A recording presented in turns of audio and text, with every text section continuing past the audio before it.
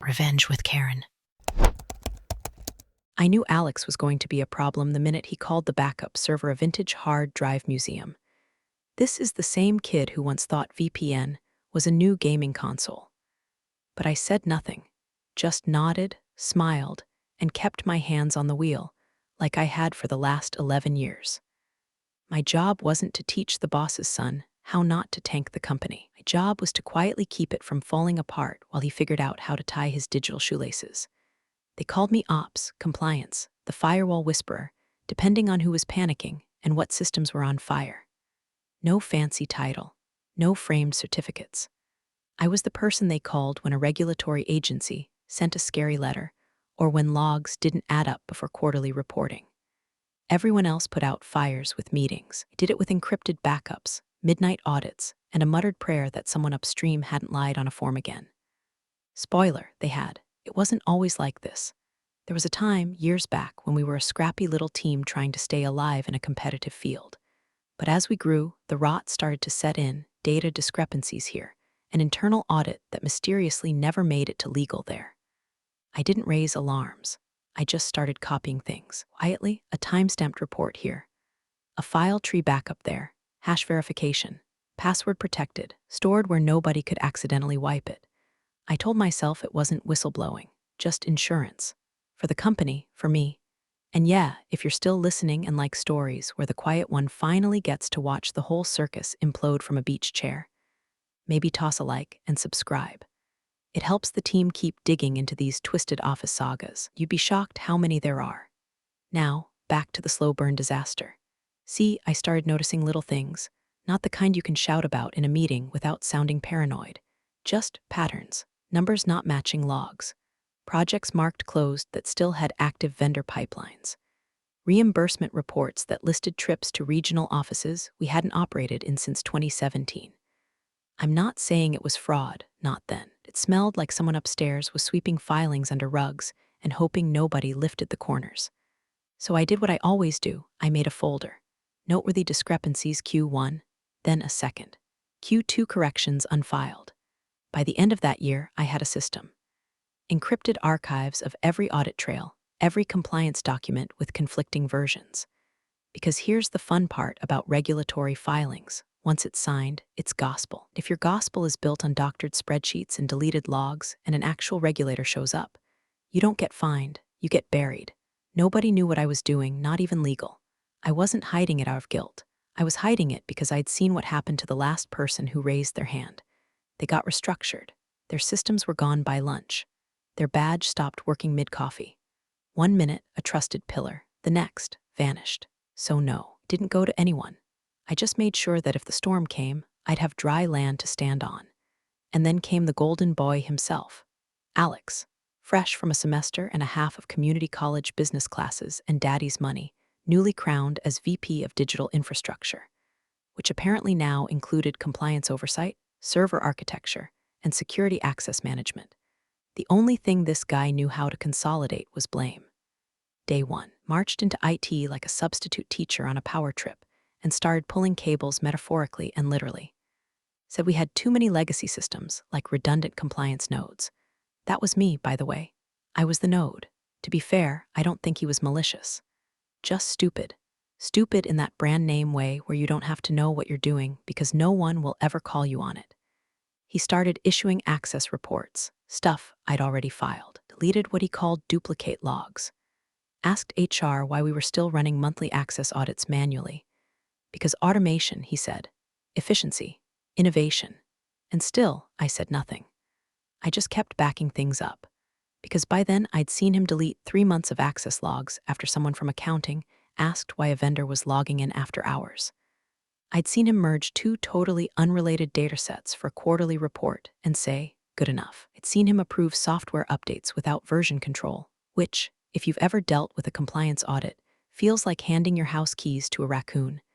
I didn't stop him. I didn't argue. I made another folder. This one was labeled if I get fired, and I started to fill it. You ever watch a toddler try to operate a blender? That's what it felt like when Alex got his hands on admin privileges. Except instead of a smoothie was our regulatory exposure on the line. His first day with full access, He walked into the server room like he was entering a nightclub. Sunglasses on, latte in hand, pointing at machines like he was picking toppings at a frozen yogurt bar. What's this one do? That's the SFTP node that handles quarterly tax doc encryption. Cool. Do we still need it? He didn't wait for answers. By the end of the week, he'd yanked 3 redundant systems offline. Redundant only in the sense that they backed up the stuff his shiny new dashboards couldn't read. You know, things like incident logs, HR access histories, and asset movement trails. Real boring stuff, real important stuff. He called them old school crutches, said we needed to be leaner, faster, more agile. Like compliance is a CrossFit class and not the reason we weren't getting sued into the earth's crust every quarter. I kept my mouth shut. I'd learned by now. Speak up and you get labeled resistant to change. Quietly protect the company, and maybe, just maybe, you keep your job long enough to retire before the fallout hits. So I watched as he nuked a decade of carefully constructed redundancies, and I started tracking what was missing. Quietly. Again. The worst part wasn't the deletions. It was the arrogance. One morning, he pinged me on Slack with a screenshot of a report I had submitted 2 weeks prior, complete with the correct access logs, timestamps, everything. This is what I need from you ASAP. That's literally the one I sent you. No, I need it in my new format. Old one's obsolete, doesn't integrate with our dashboard. The dashboard you built last week, exactly. Streamlined. He streamlined a lot, including 6 years of access logs from our European partner database, which he wiped because GDPR's just European nonsense anyway. Flagged it in a private memo. I copied the last intact versions from our offsite archive. I moved the memo to my encrypted just-in-case folder. I didn't tell him a thing. Then came the first real sign that something had gone seriously sideways. While reviewing the audit trail for a quarterly vendor check, I noticed a series of deletions in our internal access logs. At first, I thought it was a script malfunction. Sometimes auto-archiving can do weird things if permissions overlap. But this wasn't automation. It was targeted. Specific log clusters, selectively removed, all in the last 3 weeks, all correlating with third-party vendor access. Which, to be clear, is the exact kind of thing federal inspectors lose their minds over. When I pulled the server error reports from the backup buffer, I found access entries that no longer existed in the primary system. According to the official logs, no one had touched that vendor gateway in months. According to the backups, someone, possibly Alex, possibly someone using his credentials, had been logging in at 2:14 a.m. 4 nights in a row to run batch exports from our internal finance systems. That's not just sloppy, that's lawsuit level. I brought it up with a colleague in legal. Casual like. Hey, hypothetically, if someone were deleting vendor access logs, but still pulling, would that be a red flag? She went quiet, then said, only if you like your company solvent, so yeah. I made more backups, but I also started printing. Physical copies. I know, paper trail, who does that anymore? But when your digital logs are vanishing into the void and your new boss thinks a checksum is something you do at brunch, sometimes the dead tree version is your only insurance. I stored them offsite. I labeled them like tax records, made copies of the copies. Because Alex wasn't just reckless, he was erasing the company's history one keystroke at a time, and everyone above me was too busy praising his disruption to notice the fire behind the glass. He had the badge. He had the access. But he didn't know that every time he deleted something, I saved it twice. Once for the company, and once for me. There's a moment when you stop trying to fix the machine and start documenting its collapse. Mine came on a Tuesday. Rainy, cold, one of those mornings where the coffee tastes like wet cardboard and the office smells like ozone and printer panic. I just run a cross-check on our internal audit logs, again, and came up with the same nightmare. Entire sessions gone. No login, no logout, no record of access, just gaps. Like someone had gone in with an eraser and surgically scrubbed out anything that could tie them to real-time violations. That's when I crossed the line, from loyal employee to unofficial archivist of corporate disaster. I wasn't trying to be a hero. I wasn't planning revenge. Hell, I didn't even want to leave.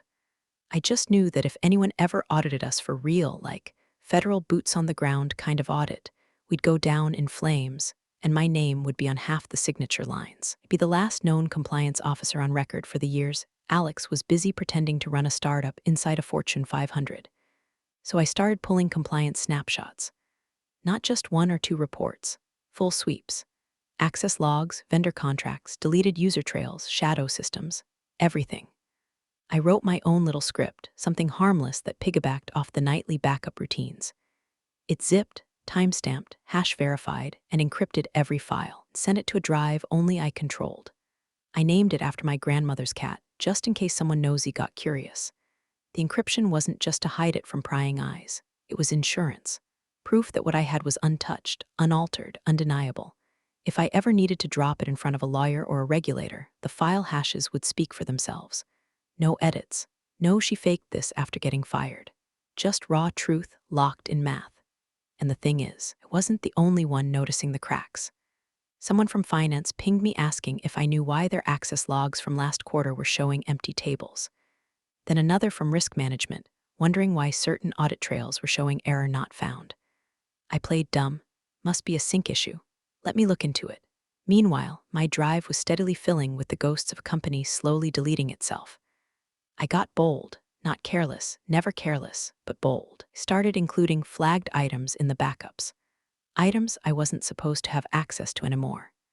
Alex had yanked a bunch of team permissions when he took over, but he didn't know where all the skeleton keys lived. He didn't revoke access to the old cache servers. He didn't disable legacy routing scripts. He didn't even change the default admin passwords on the sandbox environments. So I wandered through the system like a ghost in my own house, collecting evidence of our decay. A flagged vendor contract that hadn't passed legal review but was still active. An internal email chain where a VP admitted they were pushing a product with known defects.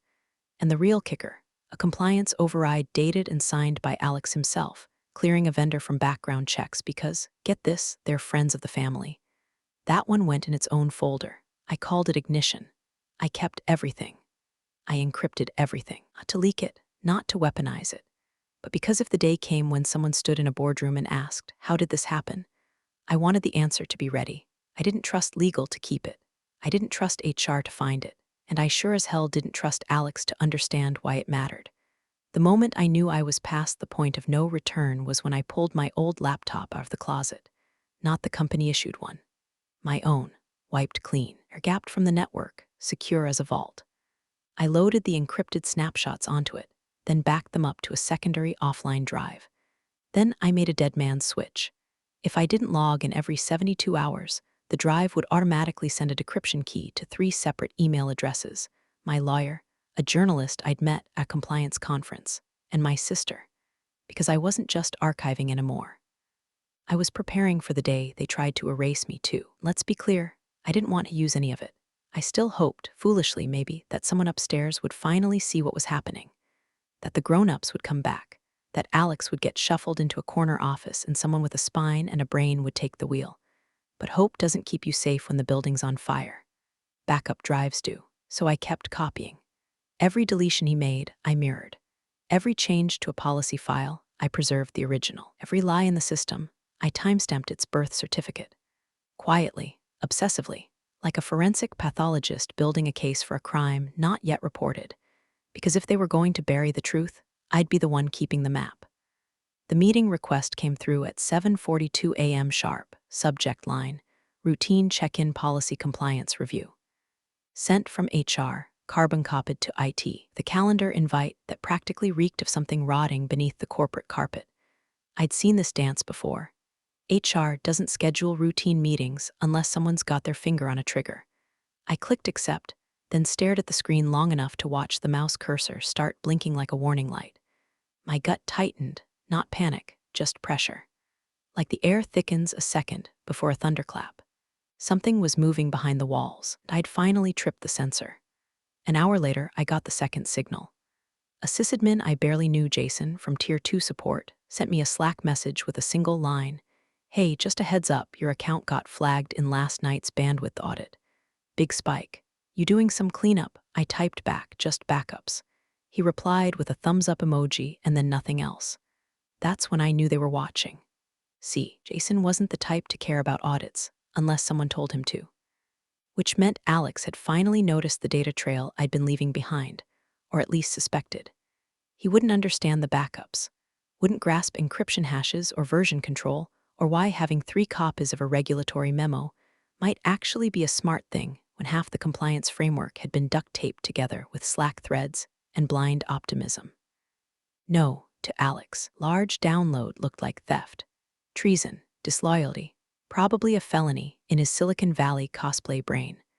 I kept my face blank and my hands steady, clicked through the open tickets, replied to a finance lead's request for historical vendor logs, approved a permissions change for the procurement tool, all while my fingers moved like muscle memory to one final task, syncing the last encrypted compliance set to the off-network drive. One more copy of every deletion he thought was buried.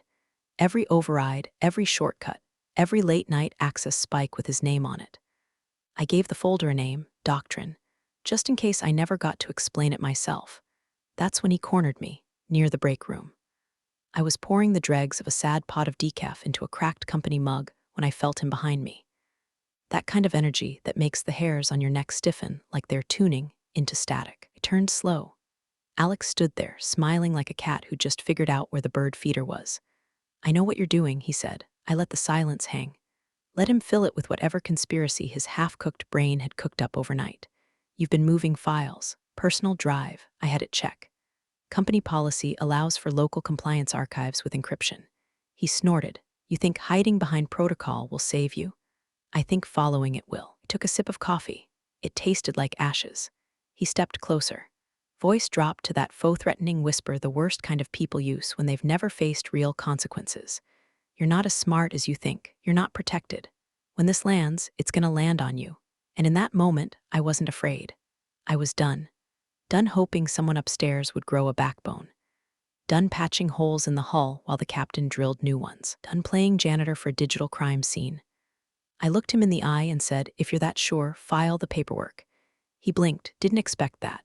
He wanted me rattled, defensive, guilty. Instead, I walked past him. Calm, final, back at my desk, the backup finished syncing. Green light, 100% verified. I pulled the drive, tucked it into my bag, wiped the temporary workspace. Disabled scripts, closed tabs, sent one last internal message to my personal email. A checksum note, nothing sensitive, just enough to prove that the file existed and that I had the integrity record. Then I waited. Not long. By 3 p.m., my calendar was blocked for the HR meeting. By 3:01, the company's internal Slack was already whispering rumors, half-truths, slack-jawed gossip about how I was downloading trade secrets, planning to go rogue, maybe even building a case to sue. People I'd mentored were suddenly silent when I passed them in the hallway. My name had become radioactive, and still I said nothing. Because while they were busy writing the narrative, I was holding the receipts. Every one of them, neatly labeled, securely stored, triple backed up, and encrypted so tightly that not even God himself could access them without the key. The betrayal wasn't shocking. Not really. What surprised me most? How calm I felt, like watching a wave crash from behind glass. You see the destruction coming, but you're not in it anymore. You're already somewhere else. The ambush was theatrical.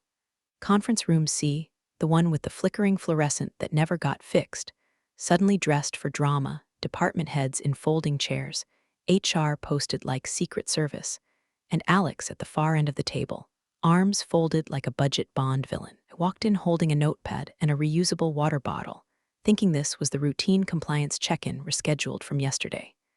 No one told me I was the main act. Alex didn't even wait for the door to close behind me. He stood up so fast his chair screeched back against the carpet. "You've been downloading files to your personal drive. That's theft." The room froze. Not one whisper, not a single cough.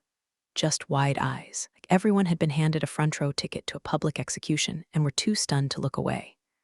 I didn't blink. I didn't flinch. I just set the notepad on the table like I had all the time in the world. He continued, chest puffed, voice shaking with adrenaline and delusion.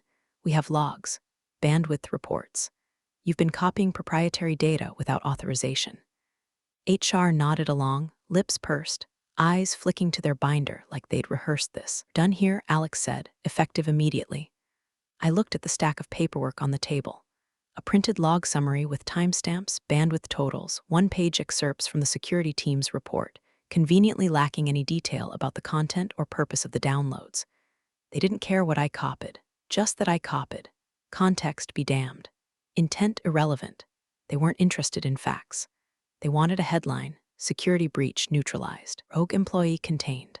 Alex needed a scapegoat before someone upstream noticed the integrity gaps in his new infrastructure, and I was the perfect target.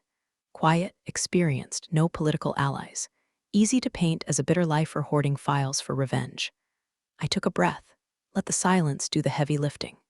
Then, wordlessly, I reached into my bag and pulled out the company-issued laptop, powered it down, disconnected from the VPN, moved the charger cable with deliberate calm, and placed it on the table. Next came the badge, still warm from my pocket. I slid it across like a poker chip, face down. Then the phone. Company-issued, cracked screen, battery always hovering at 11%. I placed it beside the others. A little graveyard of tools that had kept the company afloat longer than most people in the room had been employed. HR cleared her throat. If you could just confirm your understanding of the termination cause, I cut her off. Not loudly, not with anger, just enough, it's all on there.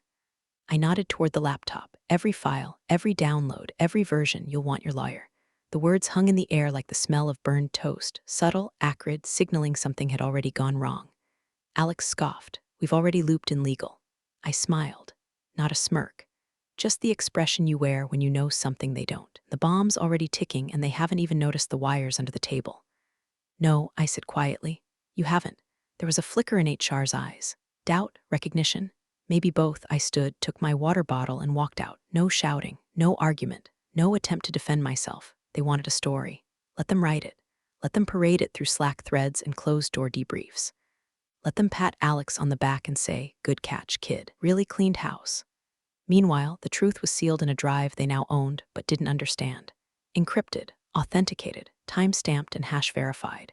The receipts were sitting in his lap and he couldn't read a word of it. That morning, I'd already triggered the final sync. The backup had completed at 7:06 a.m. A secondary key had been dispatched to legal, one level up, someone who hadn't been looped in. Someone who might actually read. They hadn't just fired the only person who knew how to hold the data together. They'd fired the only person who did. As I walked past reception, the security guard gave me a look, half sympathy, half confusion. I gave him a nod, said nothing. I didn't need to. The show was over. The fallout hadn't even begun. I didn't cry. I didn't scream into a pillow. I didn't call my sister or pour wine into a coffee mug and spiral through old emails looking for closure. Instead, I walked into my apartment, dropped my bag by the door, fed my cat, and sat down at my desk like I was clocking in for night shift. No one knew I still worked. The laptop I'd handed over was one version of the truth. This one, the personal, air-gapped relic I'd kept stashed in a drawer under an expired passport and a Ziploc bag of old charger cables, held the truth they didn't know existed. Not yet, but they would. I logged in, authenticated the drive, double-checked the timestamps, the hash logs, the final folder tree. It was all there, every deleted log, every compliance override, every file that had mysteriously gone missing after Alex's dashboard updates. Nothing altered, nothing embellished. Just reality, reserved exactly as it had happened.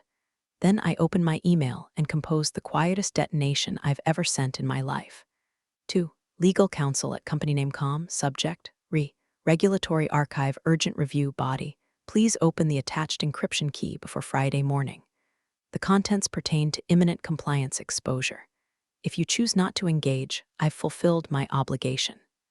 Attachment, a single text file, 64-character decryption key, verified.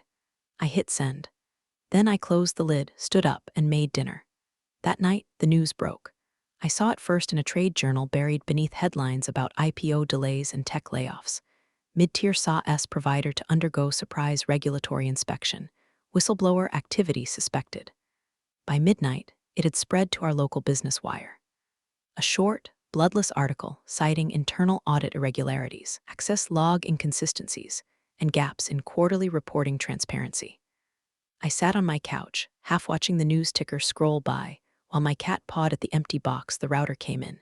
No panic, no glee, just the warm, quiet pulse of knowing the timeline had finally caught up. Somewhere inside that building, I knew what was happening. Lights on past midnight, phones ringing. Someone in HR flipping through my personnel file, looking for reasons they could put in writing. IT trying to piece together the file architecture I'd safeguarded for over a decade, without a roadmap, without me, without a clue. And legal was sweating. Because there's nothing like a surprise inspection to peel the paint off a company's fake integrity. Especially when your most recent security breach just handed you the only uncorrupted compliance trail left standing. I imagined Alex in his glass office, pacing in circles, probably Googling terms like retroactive access logs and can deleted files be restored after termination. I could picture him calling IT and getting no answers. Calling legal and being told, "We're reviewing materials that were just sent over. Please stand by. Stand by." There's a phrase you never want to hear when your house is already on fire. The real kicker, I wasn't the whistleblower, at least not technically. I didn't file the report, didn't alert the agency, even forward the documents beyond legal. All I did was preserve the evidence. Make sure that, if and when the roof collapsed, no one could pretend they didn't hear the beams cracking weeks before. But I knew what they'd assume. The timing, the backups, the clean exit. Let them. Because whether it was fate, karma, or some other cosmic auditor finally punching in for duty, the machine was now eating its own wiring. And for the first time in years, I didn't feel responsible for stopping it. Let them search. Let them dig through the systems they thought they'd upgraded. Let them try to rebuild a compliance archive from dashboards built for show and not survival.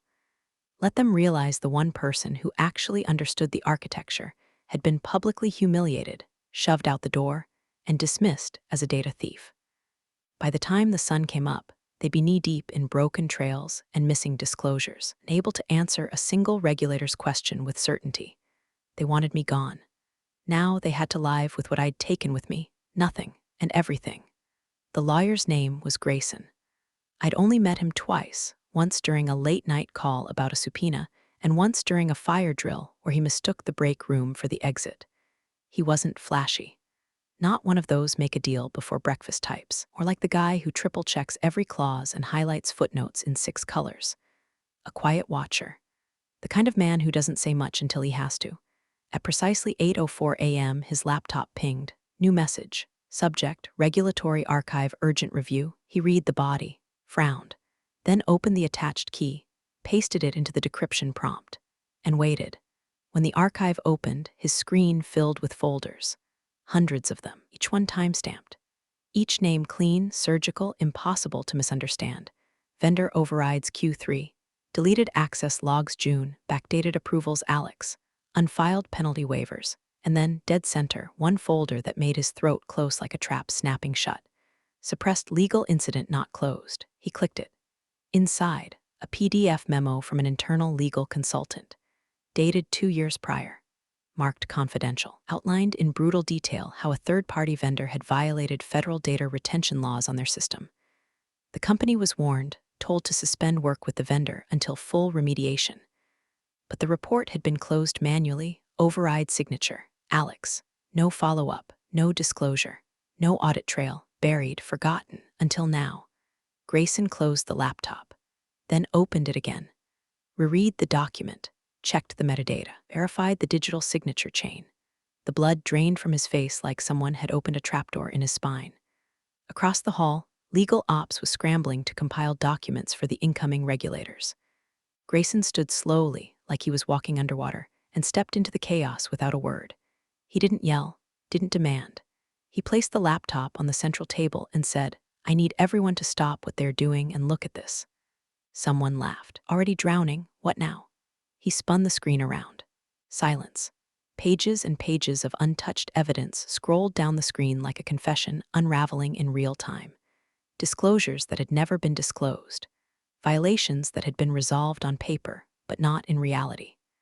Cover-ups signed with Alex's digital fingerprint. And all of it preserved in crystal-clear clarity by the very person they'd branded a thief less than 24 hours earlier. Grayson didn't speak for a full 30 seconds. Then, carefully, he said, "She didn't steal this. She saved it." Another lawyer whispered, "Where did she get all this?" Grayson didn't answer. Because the better question, the one clawing its way through every brain in that room, was, how close had they come to losing it all? Meanwhile, I was 3 miles away, sipping lukewarm diner coffee, reading the paper, and pretending not to notice the 3 different voicemails blinking on my phone. Didn't listen to them. I didn't need to, because I knew how Grayson thought. Knew that once he saw the drive, saw the care, the accuracy, the intent behind it, not malice, not sabotage, just truth, He'd understand exactly what they'd done. I hadn't burned the company down. I'd stopped them from throwing themselves into the fire. And now, the only record keeping them out of a courtroom sat on a laptop they once thought was evidence of my guilt. I didn't feel proud, or smug, or vindictive. I felt quiet, like a burden had been set down after 11 years of being the only one carrying it. Let them scramble now. Let them fight to understand the structure I'd built silently beneath their shiny dashboards and ego-fed workflows. Let them realize that the person they humiliated in front of half the company had never once tried to harm them. She only tried to protect what they were too arrogant to see slipping through their fingers. And now they were going to need me more than ever. At exactly 12:02 p.m., the elevator dinged, and 4 people in federal windbreakers stepped into the lobby like they'd been summoned by fate or an encrypted drive. They didn't make a scene. No barking orders, no handcuffs. Just calm, practiced authority. Clipboards, laptops. Badges flashed with all the subtlety of a loaded gun on a dinner table. The receptionist stammered. Someone from IT stood up, sat back down like he'd forgotten how legs worked. The lead agent spoke one sentence. "We're here for the compliance review. We've already notified General Counsel." No one said a word. By 12:05, legal was ushering them into the main boardroom. By 12:07, panic had begun to ferment in the corridors like sour milk. Compliance reviews don't happen unannounced unless someone, somewhere, has reason to believe your entire house of cards is about to cave. At 12:12, Alex was locked out of the system. He didn't see it coming. He was mid-email when his Slack kicked him out, the VPN disconnected, and the access badge reader outside Legal's suite blinked red instead of green. When he buzzed the front desk, they told him he was to wait outside until further notice. He paced, slammed his fist against the glass, demanded to speak with the CEO. The CEO didn't respond. He was already inside the boardroom, seated stiffly across from 2 federal auditors and a visibly pale Grayson. On the table between them sat my drive, still plugged into the laptop, fan whirring quietly like a heartbeat echoing through an ICU. They were combing through folders I'd named months ago: Q2 access exceptions, security clearance overrides, GDPR deviation memo, files that no longer existed in the active systems because Alex had decommissioned half of them in his crusade to modernize. Now, every missing document, every disappeared approval, every overwritten log suddenly reappeared, crystal clear, intact, time-stamped, and traced back to actions taken under Alex's digital signature. At 12:25, one of the auditors looked up and asked, "Why were these records not disclosed in your last submission?" The CEO had no answer. Meanwhile, HR was unraveling in the adjacent conference room. Apparently, no one had cleared my termination with legal. No one had reviewed the internal termination protocol. No confirmation of cause, no risk assessment, just a signature from HR, a nod from Alex, and an eager little internal memo that declared I was exiting under suspected data misconduct. That phrase, now that the real story had surfaced, wasn't just reckless. It was libel. Head of HR, Marissa, a clipboard addict with a history of deflecting upward, was sweating through her blouse.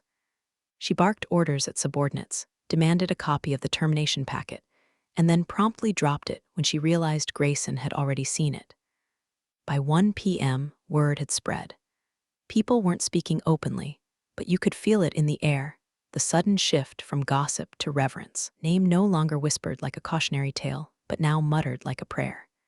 She saved all that. I thought she got caught stealing.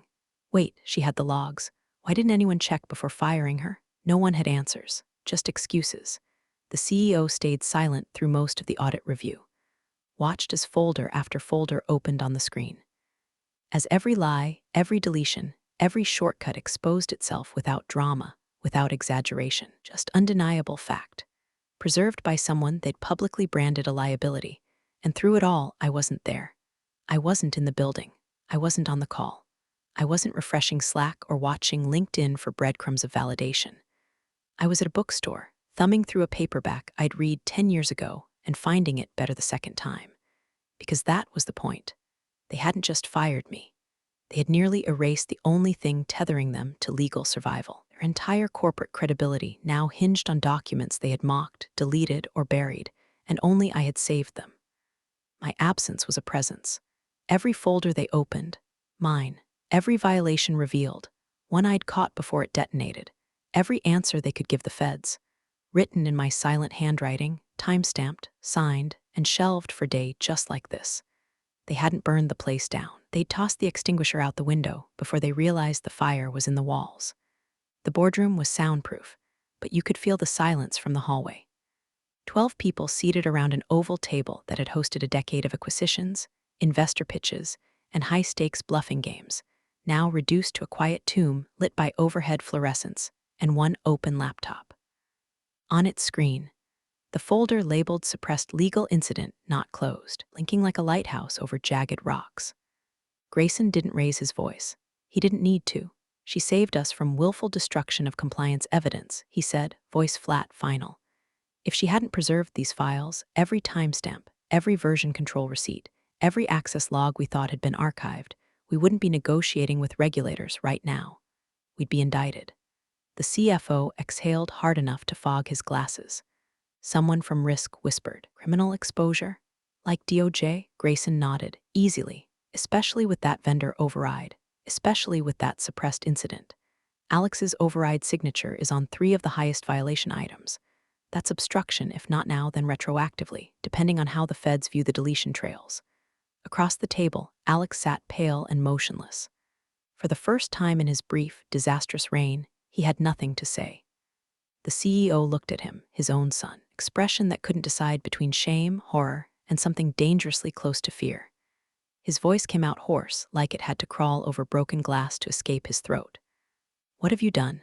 No answer. What could Alex say?